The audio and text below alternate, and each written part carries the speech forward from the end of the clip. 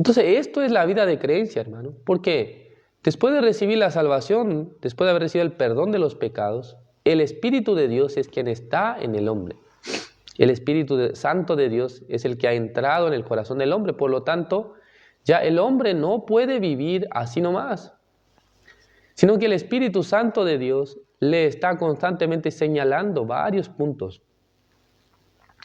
Le hace entender cuál sea lo oportuno hacer en este camino o de qué manera debe vivir. Si en ustedes el Espíritu Santo está trabajando, entonces no les dejará vivir así nomás, simplemente. No les dejará estar, y vivir hacia las cosas pecaminosas, hacia los deseos de este mundo solamente, sino que les dará a veces el deseo de predicar, anunciar el Evangelio. A veces les dará la incomodidad de cierto ambiente en el que ustedes se encuentren.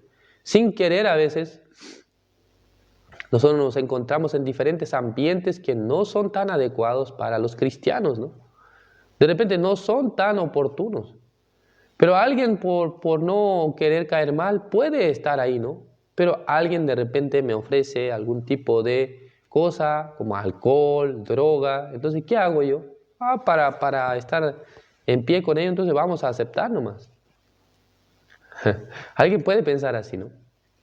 Pero en realidad no es necesario hacer esto, sino que con respeto podemos hablar. Disculpe, pero yo no tomo alcohol o yo no practico de este tipo de vida. Si usted quiere, entonces puede hacerlo, pero yo no. En su corazón puede tomar la decisión, ¿no? ¿Realmente el Señor se agradará de esto o no? ¿Al Señor le gustará que yo lleve esta vida o no? A veces puede tener este tipo de experiencia, ¿no? Este tipo de situación. ¿Por qué le digo esto? Porque también me tocó tener esta experiencia muchas veces. Entonces, por agradar a la gente ya nosotros vamos a ceder. En nuestro corazón está el Espíritu Santo de Dios.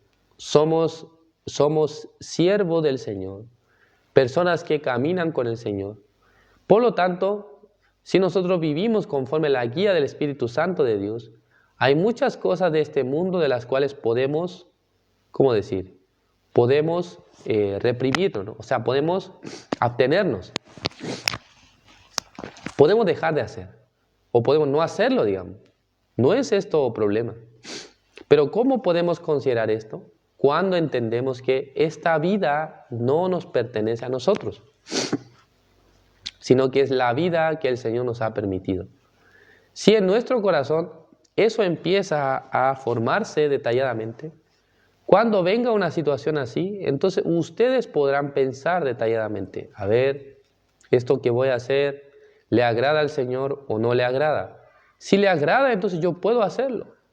Pero si al Señor no le agrada que viva de esta manera, entonces yo tengo que caminar de otra manera, teniendo esta sensibilidad. Dice acá, entre los cuales estáis también vosotros llamados a ser de Jesucristo, ¿no? De Jesucristo. Entonces, siendo de Jesucristo, no vamos a vivir solamente con nuestro querer y con nuestra manera, sino que decidiendo nuestro corazón, pensando en la vida que nosotros estamos llevando, Jesucristo será nuestro dueño absolutamente. Esto es, ¿no?, la vida espiritual. Y luego el versículo 8, primeramente doy gracias a mi Dios mediante Jesucristo con respecto a todos vosotros, de que vuestra fe se divulga por todo el mundo. Porque testigo me es Dios, a quien sirvo en mi espíritu en el evangelio de su Hijo, de que sin cesar hago mención de vosotros siempre en mis oraciones. Recordemos que el contexto del libro de Romanos, el apóstol Pablo no ha llegado todavía a Roma. En el libro de Hechos 28, ya el apóstol Pablo llegó a Roma. Por lo tanto, el libro de Romanos no es un libro que está en secuencia, ¿no? Temporal. No es que el libro de Romanos está después del libro de Hechos porque ocurrió después, sino que este momento en el que el apóstol Pablo está escribiendo la carta a los romanos, todavía él no ha llegado a Roma, por eso tiene el deseo de llegar, tiene el anhelo de llegar. Pero, ¿qué dice acá? Dice que él, estando en otro lugar, está orando por los hermanos que están en la iglesia de Roma. En el corazón del siervo de Dios, el apóstol Pablo, están los hermanos de Roma. Él está orando por la vida de ellos. Está orando para que ellos puedan seguir adelante. Está orando para que ellos puedan caminar con el Señor. El siervo de Dios tiene este corazón, ¿no? De orar por los hermanos que están en la iglesia de Roma. Por eso dice acá que sin cesar hago mención de vosotros siempre en mis oraciones. O sea, estaba dentro del corazón del apóstol Pablo la iglesia romana, la iglesia cristiana en Roma. Estaba puesto en el corazón del apóstol Pablo. Por eso él estaba orando por la iglesia de Roma. Teniendo este corazón, siempre anhelaba ir. Siempre estaba pensando, ¿cómo yo puedo ir a Roma? ¿Por qué? La principal razón, el versículo 8 lo dice, ¿no? Primeramente doy gracias a mi Dios mediante Jesucristo con respecto a todos vosotros, de que vuestra fe se divulga por todo el mundo, dice. En Roma era un lugar muy especial donde la fe de alguien, o la conducta de alguien se puede transmitir a mucha gente. Entonces, mientras los romanos, los cristianos que estaban en Roma, vivían en ese lugar con la voluntad de Dios, con la fe hacia Dios, entonces esta fe se estaba divulgando en diferentes lugares, en diferentes sectores. Por lo tanto, estando en Roma, que es un centro, es la capital mundial de aquella época, es un lugar preciso para poder dar a conocer cualquier tipo de negocio, cualquier tipo de asunto que yo deseo que se transmita en todo lugar. Entonces, ¿cuál era el proyecto del apóstol Pablo? Si yo voy a Roma, y en el caso que yo anuncio el evangelio en Roma, en ese lugar se hará, masivo la enseñanza del cristianismo. A todo el mundo llegará el evangelio porque de todas partes del mundo llegan a Roma. Por lo tanto, él tenía esta visión, podía hacer este análisis exactamente de ver. Realmente si yo estoy en Roma, entonces en ese lugar yo podré compartir libremente la palabra, muchas personas podrán recibir el Evangelio Santo de Jesucristo. Versículo 10, rogando que de alguna manera tenga al fin por la voluntad de Dios un próspero viaje para ir a vosotros, porque deseo veros para comunicaros algún don espiritual, a fin de que seáis confirmados. Acá la Biblia nos menciona sobre un don espiritual, comunicar un don espiritual. Ya no está hablando sobre el don de lenguas o sobre el don de profecía, sino que este don espiritual dice a fin de que seáis confirmados. Entonces, ¿qué significa transmitir el don espiritual para que seáis confirmados? Se refiere al don del Espíritu Santo de Dios. El Evangelio Santo es el don espiritual. Cuando el apóstol Pablo vaya a Roma, quiere comunicar este don espiritual. Es el Evangelio de la salvación. Es el Evangelio de la salvación. Por lo tanto, digamos que a través del apóstol Pablo, ¿él qué quiere hacer en la iglesia de Roma? Quiere predicarles la palabra del Señor, el Evangelio, para que los hermanos que están en Roma, escuchando el testimonio, escuchando la predicación del apóstol Pablo, confirmen, ¿qué cosa? Su salvación. Confirmen que ya ellos han sido justificados, que ellos ya están bajo la fe, que ellos están dentro del Evangelio Santo. ¿Por qué razón?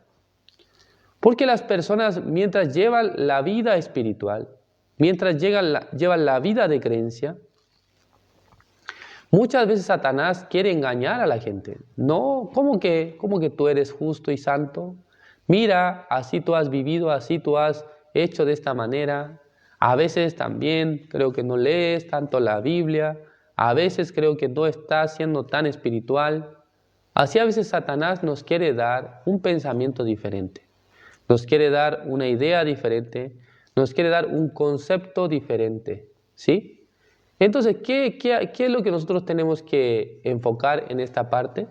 Ya el libro de Romanos 1:11 dice, porque deseo veros para comunicaros algún don espiritual a fin de que seáis confirmados, dice. ¿Qué? ¿Confirmado de qué? ¿De qué deben ser confirmados? ¿De qué debe ser confirmado? De que ya había recibido la salvación, el perdón del pecado. Esto es algo tan importante, hermanos, porque si una persona no puede confirmar que ha sido salvo, si no puede confirmar esto, ya, ¿cómo entonces podrá llevar su vida de creencia? Habitualmente en nuestra misión, los pastores que vienen desde otros países, muchas veces nos predican el santo evangelio, ¿no? Aunque ya está claro, ¿no? Los hermanos ya son justos, ¿no? Ya han sido perdonados de sus pecados.